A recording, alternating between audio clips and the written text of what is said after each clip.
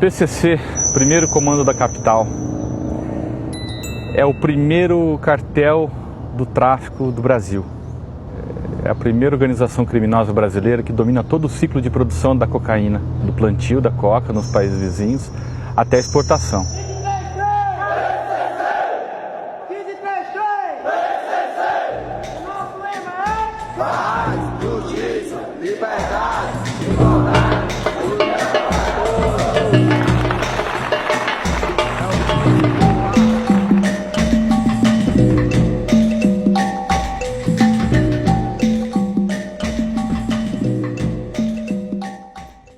Antes do Marcola, o PCC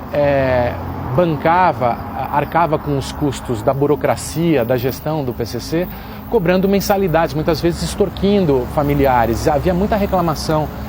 Quando o Marcola assume, ele percebe, e o grupo do Marcola percebem que o tráfico de drogas pode ser a principal fonte de receita para sustentar essa máquina burocrática do PCC, de agência reguladora do mercado criminal, né?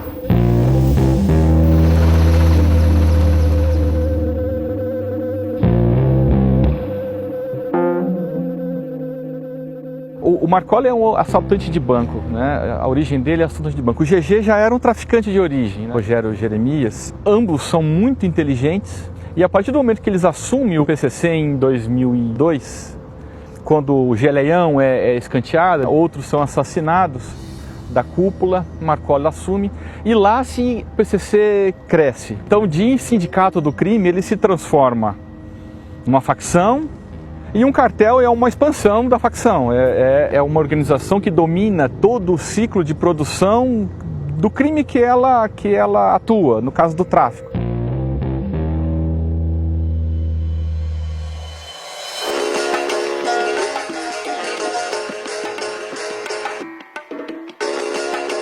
O PCC virou um cartel e o mundo do crime nunca mais foi o mesmo depois disso.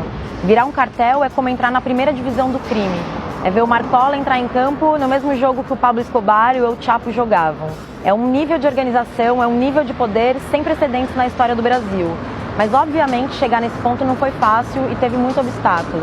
Nesse episódio da série, a gente vai tentar entender como tudo isso aconteceu.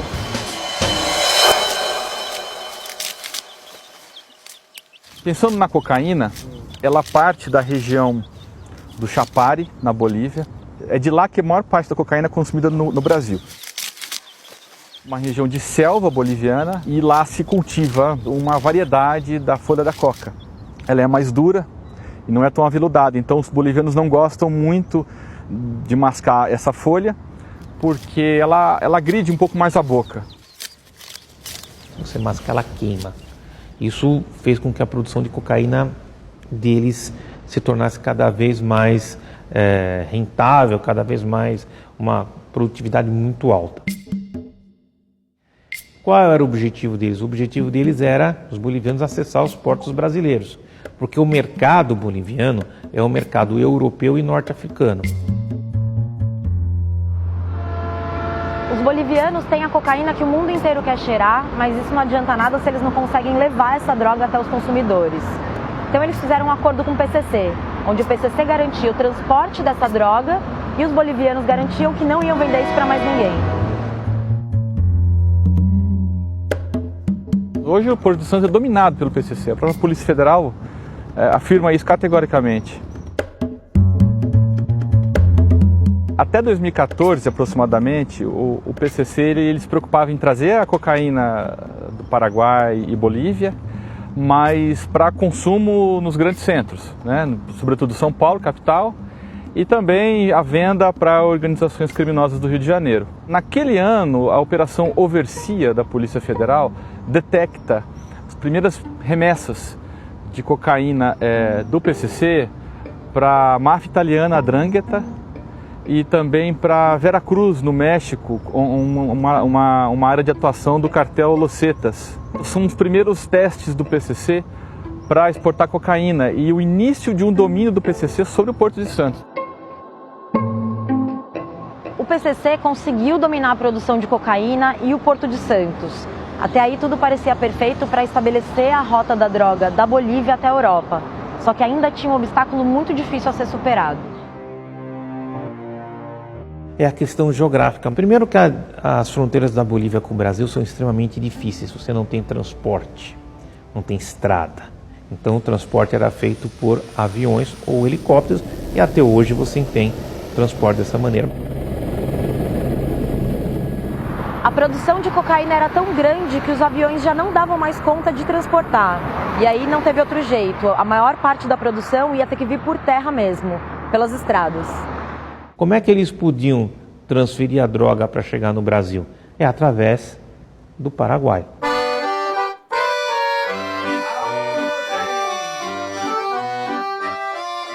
Quem primeiro entra nessa região de Ponta Porã, Pedro Juan Caballero, é o Comando Vermelho pelo Fernandinho Beiramar.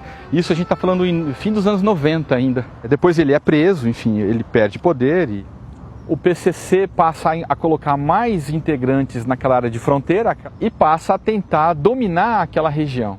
Essa foi a única movimentação difícil que eles tiveram que fazer. Porque o Paraguai também tinha suas lideranças criminosas. Uma era apontada como sendo Jarvis Pavão, a outra como sendo Jorge Rafad, que era conhecido como o rei da fronteira. Ele era brasileiro de ascendência libanesa. Certo. Ele começou como contrabandista de café, atuou no contrabando de arma, depois migrou para o tráfico nos anos 90, ele já era um traficante muito conhecido naquela região e dominava aquela região. Ele permitia que outras quadrilhas traficassem, mas com autorização dele. E o PCC não queria isso, o PCC queria de fato dominar aquela região porque é uma região ultra sensível para o comércio de cocaína no Brasil. E o acordo dos bolivianos com o PCC dava ao PCC o monopólio do comércio da cocaína, ou seja, a cocaína boliviana não poderia ser vendida para ninguém, exceto para o PCC. E o Rafad não quis aceitar isso. Na calada da noite em Pedro Juan Caballero, Jorge Rafatumani, ele sai da empresa dele escoltado. Em um cruzamento de Pedro Juan, ele ultrapassa o segurança dele que vinha numa caminhonete à frente, ele com uma Hammer blindada, vem a Toyota comandada pelo PCC, cruza com a caminhonete do Jorge Rafá e da janela dezenas, porque a blindagem da Hammer não é suficiente para segurar uma bala de 1,50, que é mais ou menos desse comprimento.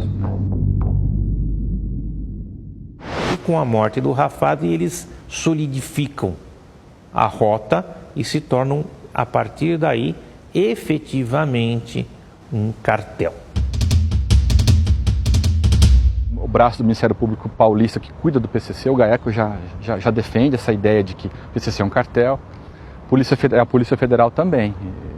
Há indícios muito fortes, inclusive de comunicação do PCC com organizações criminosas da Europa. Alguns clãs da Sérvia, o clã Sarite, que é um clã que surgiu da guerra da Bósnia lá atrás e que depois migrou para o crime comum, tem uma parceria entre o PCC e o clã Sarite para exportar cocaína, né? A 'Ndrangheta, que trabalha muito com o tráfico de cocaína, que é no sul da Itália. Senz'altro esistono molte evidenze di una relazione tra la 'Ndrangheta calabrese, che opera ormai sullo scenario mondiale, quale elemento di collegamento rispetto ai narcotrafficanti del Sud America, perché molte spedizioni via mare di cocaina partono proprio dai porti brasiliani, in particolare dal porto di Recife, dal porto di Santos, molte navi che compiono un percorso definito per i container, poi spesso sbarcano a Gioia Tauro, che è uno dei più grandi porti del Mediterraneo, che è sostanzialmente controllato dalla 'Ndrangheta. Eu acho que o PCC caminha para sofisticar mais os seus negócios, para investir mais em um setor que o PCC ainda é pobre como organização criminosa, que é a lavagem de dinheiro. O PCC hoje é uma autêntica organização criminosa, né? E a lavagem de dinheiro do PCC ela é embrionária, né? Mas isso tende a acabar. É que os presos da Lava Jato, por exemplo, aqueles operadores de crimes financeiros, esses presos já estão sendo condenados em segunda instância. Isso quer dizer o quê, né? Daqui a pouco eles já vão se tornar réus comuns, ainda que portadores de diploma universitário, eles vão parar nas principais penitenciárias desse país. Inevitavelmente, esse pessoal vai ter contato com criminosos comuns, como o PCC, por exemplo, Comando Vermelho e outros. Eu acho que falta isso ao PCC para se tornar uma organização mafiosa. Eu não vejo assim que o PCC possa virar uma máfia italiana. Eu acho que, claro, se misturar com os doleiros, com os operadores do dinheiro da Lava Jato, vai dar um upgrade enorme, né? Mas eu acho que a nossa máfia italiana são as milícias. O traficante da quebrada, ele é o nosso bode expiatório. As pessoas têm medo do traficante, não apenas em São Paulo, como no Rio de Janeiro. Você imagina um vereador ou um deputado estadual ou federal defendendo a proposta de um grupo de tráfico? Não existe essa possibilidade. Então, essa capacidade de entrar nas instituições do Estado e de ganhar poder político, eles não têm. Quem tem são os policiais. E criando um novo modelo de negócio, alugando espaços para venda de drogas, vendendo gatunete, agindo no transporte coletivo e infiltrada no Estado, elegendo pessoas, elegendo bancadas enormes. As milícias, elas vendem a ideia da ordem, que é o que muita gente quer em qualquer lugar.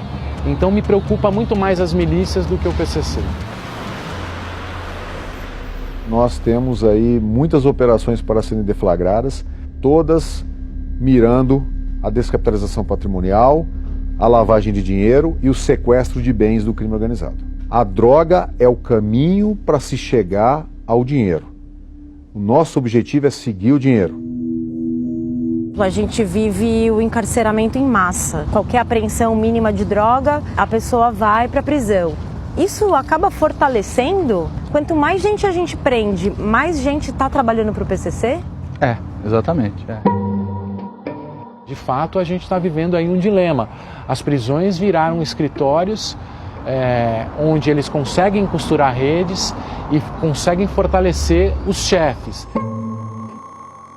Então, você praticamente, com esse aprisionamento maluco do jeito que nós fazemos, destrambelhado completamente, nós jogamos esses meninos na mão do PCC. Um sistema que não reeduca nada, né? Totalmente corrupto, totalmente desestruturado, que trata as pessoas como animais. Eu costumo dizer que a guerra às drogas, ela dá muito certo para o que ela foi proposta. Então, assim, ela é muito lucrativa para quem tem interesse. Ela funciona matando as pessoas certas, controlando as populações certas. Nesse sentido, ela é de fato um sucesso. Mas quando a gente pensa isso como política pública, como sociedade, não tem como a gente negar que é uma falência total de qualquer ponto de vista. As pessoas não pensam, que parece evidente, né? É que aquela gente que a gente está trancando nas cadeias não vai passar o resto da vida trancado. Eles voltam para a rua. Um país que não sabe tomar conta de preso. Delegacias que não têm papel higiênico. Delegados que trabalham ali sem impressora. Presos que ficam em viatura porque não tem vaga.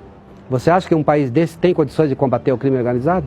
Eu vou mais além. Um país onde a escola pública faliu, você acha que tem condições de combater o crime organizado? É difícil.